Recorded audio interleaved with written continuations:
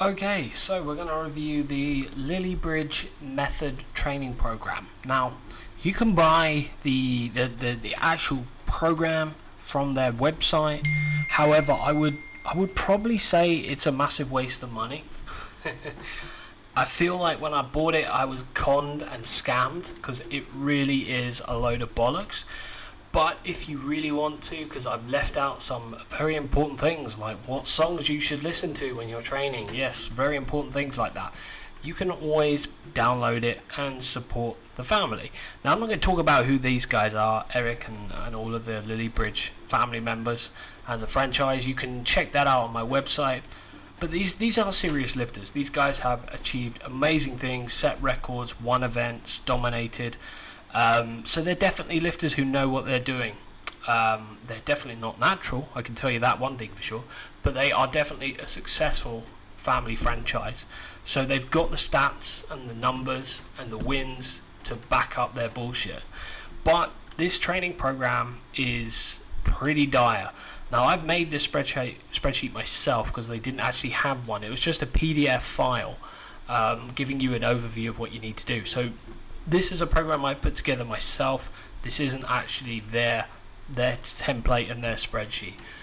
This was me just analysing what they had written in their PDF document that I paid for, and then just kind of work from there. So let's start with what you need to do first. First thing you need to do is just enter your 1 rep maxes in these cells right here, and then you need to put in this column right here, either 2.5 for kg or 5 for pounds. You must do that, please do that, because that will change the formula inside. So let's get started. This is the official program.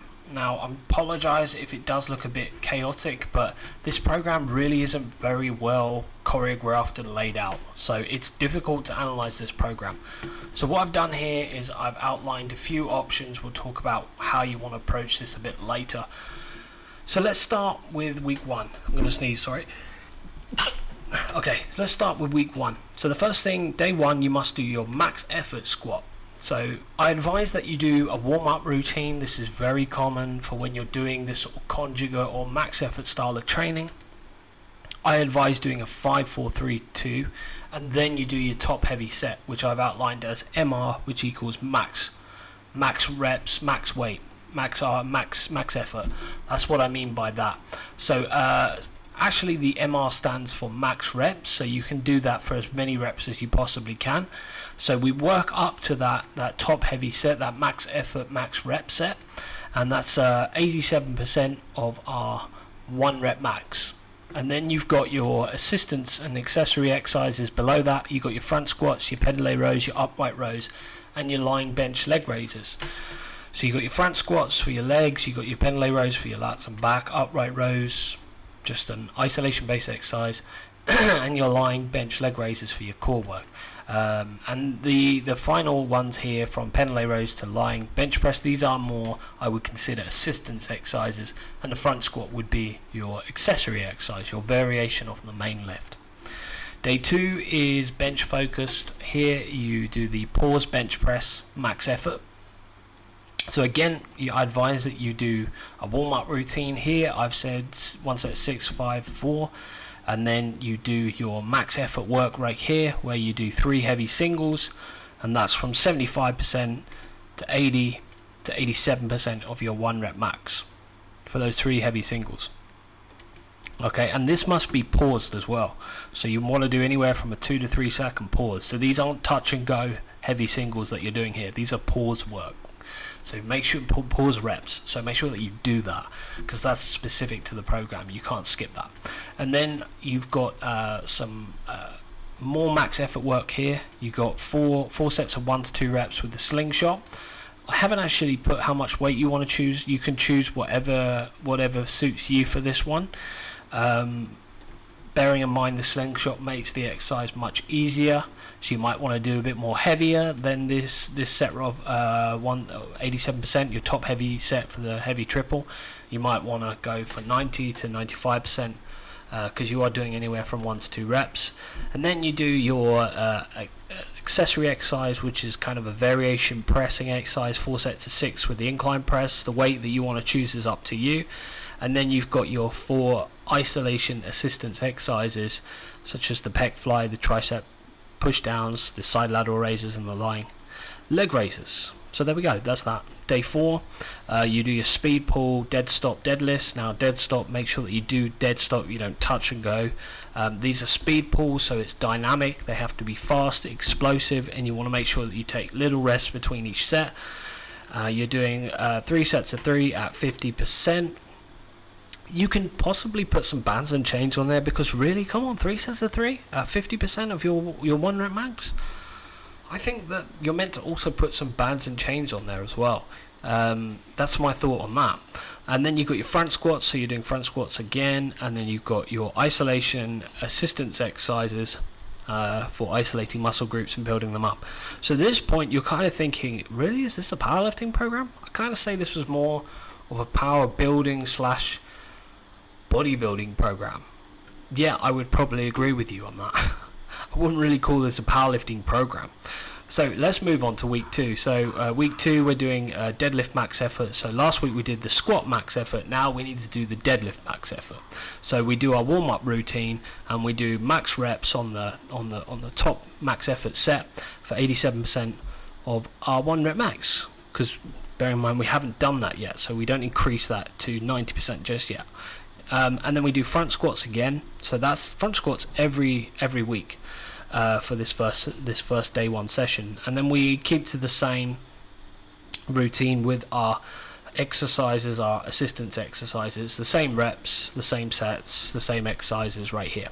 That doesn't change from week 1 all the way to week 8. So I just mentioned that right now. Day 2, this time we're mixing it up. We're doing bench press light, but we're doing it paused if training for a meet. Don't do touch and go if you're not training for a meet. That's what they recommended. You do your warm-up sets, and then you do 1 set of max reps. Yes, that's right, this would be considered volume, and you're doing that for 66% of your 1 rep max. I would advise that you do these paused 2 to 3 second pause reps. Highly advise that.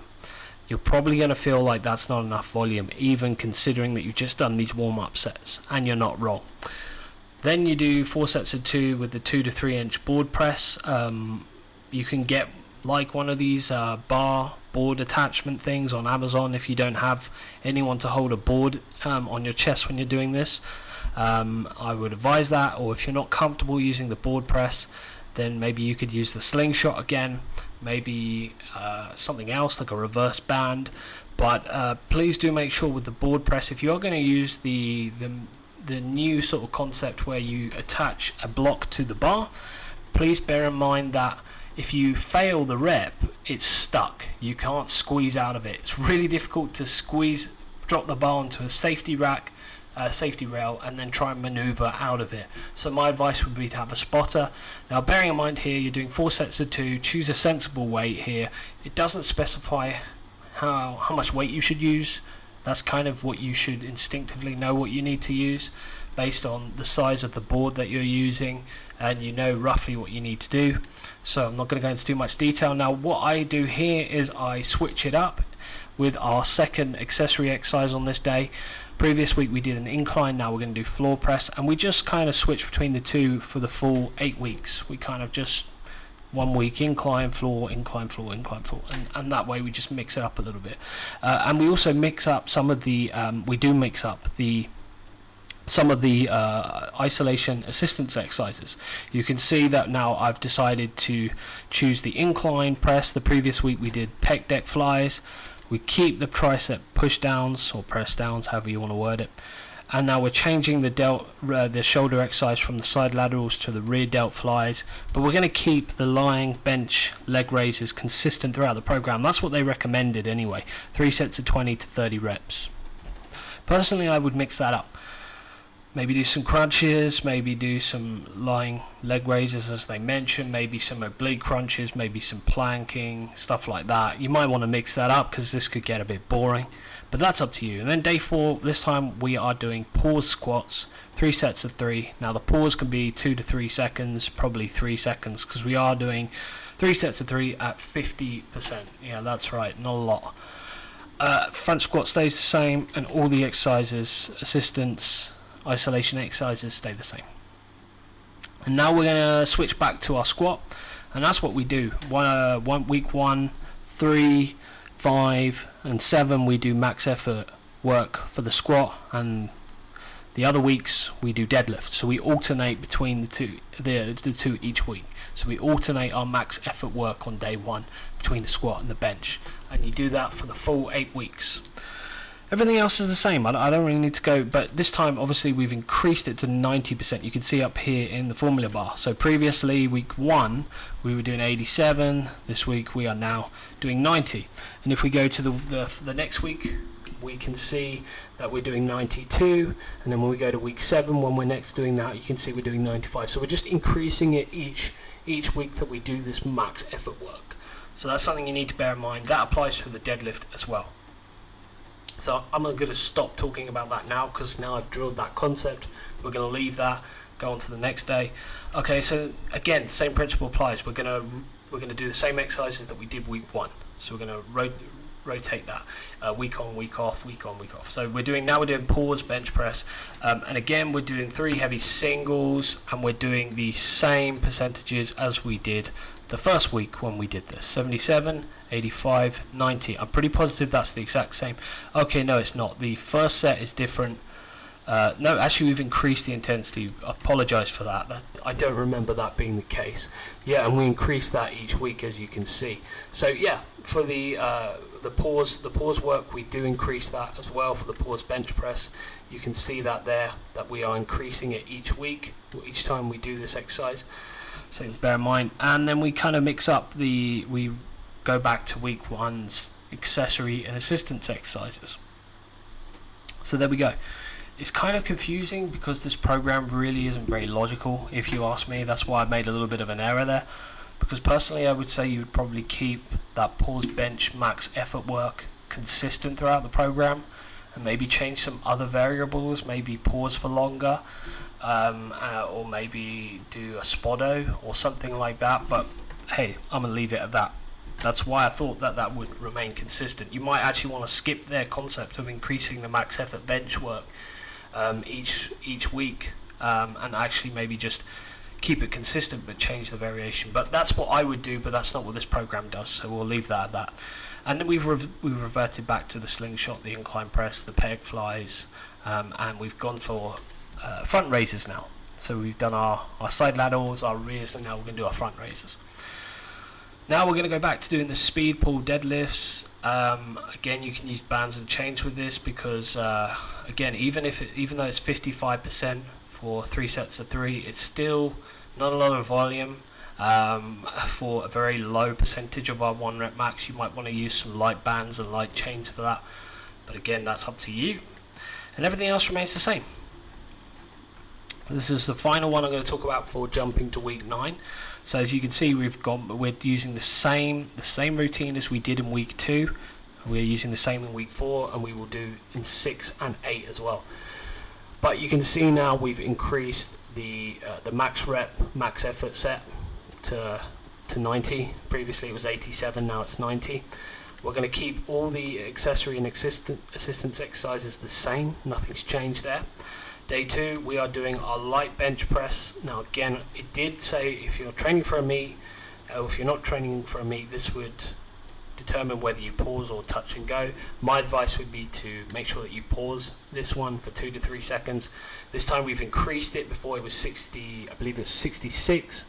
Now we're at 70%, and you can do that for max reps. MR stands for max reps. Just 1 set of max reps. That's right. And now we're going to be doing our board pressing again for 4 sets of 2. Be sensible with this. Choose a weight that you know you can do for 4 sets of 2 safely without failing the lift. And then we're going to go back to the full press again, 4 sets of 6. This time we're going to go back to the side lateral for the shoulder work. Everything else remains the same. We're going to do our dumbbell incline press. So we're going to do dumbbell incline press instead of pec flies. So as I said before, that changes each week. And then we're going to do our pause squats. Now my microphone is in a really annoying position, so I apologize that I'm kind of stopping and starting. It's blocking my screen. but I don't want to move it because you're going to hear the microphone suddenly make a loud bang noise. So anyway, here we're doing 3 sets of 3 at 55%. Previous time we did this exercise, we did 50%. Now the pause work again, you probably a 3-second pause. You might want to do some resistance, put some bands and chains on that.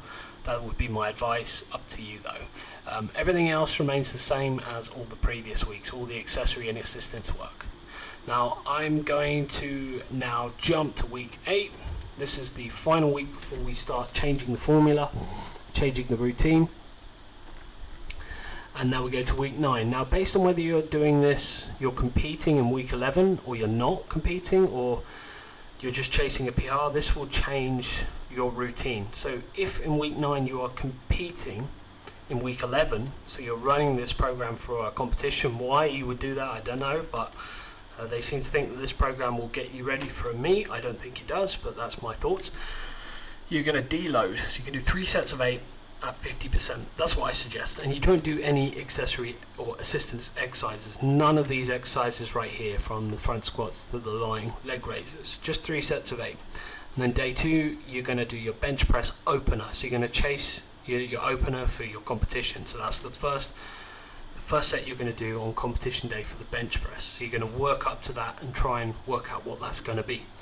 And from there you can determine your second and third attempts. Then you're going to don't do any exercises, any assistance, accessory, variation exercises. Day 4, you're going to deadlift, deload, 3 sets of 5 I recommended for 65% of your 1 rep max. And again, don't do any accessory lifts. Now if you were not doing a competition in week 11 and you're just merely chasing a PR, then this day you're going to hit a new PR. You're going to hit a new squat PR. That's the goal of this session. You're not going to do any accessory exercises. Day 2, you're going to hit a PR in the gym for your bench press, and you're not going to do any accessory or assistance work. And day 4, you're going to rest. But this session, I advise maybe that you do some accessory and assistance exercises. How many you want to do is up to you. And then if you are competing in week 11, then you take week 10 to just rest, okay? Not do any deloading, any work at all, maybe just some mobility, stretching, some very light cardiovascular exercise. That's it. But if you are not competing in week 11 and you just hit your PR, then this week, the only thing you're going to do on day 4, you're going to hit a new deadlift PR, and you're not going to do any accessory exercises. But the rest of the week, you just rest, leading up to day 4 when you hit a PR. And there we go, that's the program. Oh my gosh, that was kind of brutal. And here's another sheet that I've got for you, just explaining in a bit more detail about the percentages and everything like that. If you want to check that out, you can, but I think I've just explained it it's pretty straightforward and self-explanatory with my walkthrough now. You should be able to get it. My thoughts on this program, I would probably rate it maybe a 4 out of 10. I think that you would be better if this is the sort of style of training you want to do. I would advise that you choose a conjugate style of training. There are much better versions out here that you can get online for free. Even on my website, I've got some stuff. I'm going to launch my own conjugate style training program very soon. That will be on my website. You can download for free. Donations are accepted, just however small, it doesn't matter. And my program is much better than this, and it's free. And I'll say that safely, even on the web. I will say that categorically. It's much better than this. So if you are going to run this program, I don't want to say it, but you should really buy the Lilliebridge book from their website, which I'll put a link below, and that might give you a little bit more information about the program that I haven't talked about on here, or I just decided to skip because I thought it was a waste of time. But it might be something that you want to know, so maybe that's something you can do. Running this program, obviously it's definitely not a beginner's program. I wouldn't say it's an early stage intermediate program. There are some advanced training techniques in here, like pause press. You've got variations like slingshot, board pressing, pausing. You're doing maybe some speed pulls, some dynamic stuff, maybe with some bands and chains. You've got variations like the front squat, pendlay rows. There are some things on here that are definitely not for beginners, not necessary for beginners or early stage intermediate lifters. I'd say this is sort of a later stage intermediate lifter to advanced lifter, but yeah, I wouldn't rate it as one of my best programs that I've reviewed. I'd put it probably as the worst one I've ever reviewed. I'd say it was a good 4 out of 10, and it is probably the worst program I've ever come across in my life to date. And bearing in mind, this you have to pay for, so as well, it's going to cost you. So I wouldn't rate this very highly, but I do rate the Lilliebridge family and the lifters and the brothers. All of them are fantastic powerlifters. They've got the stats to pull it off, but this program just ain't cutting it. It doesn't do them justice at all. So that's my thoughts on that. Thanks for watching this video. If you like it, give it a thumbs up. Check out the link below where you can download this program and find out more about the Lilliebridge family. Give it a thumbs up again if you do enjoy it. That really helps the channel. Subscribing really helps the channel as well. The donations, however small, always welcome. It goes towards funding the channel. I had to buy a new microphone because my old microphone went broke. I had to buy a new laptop, so these donations go towards that. So thank you very much. Have a great day. Keep lifting, stay strong, never give up.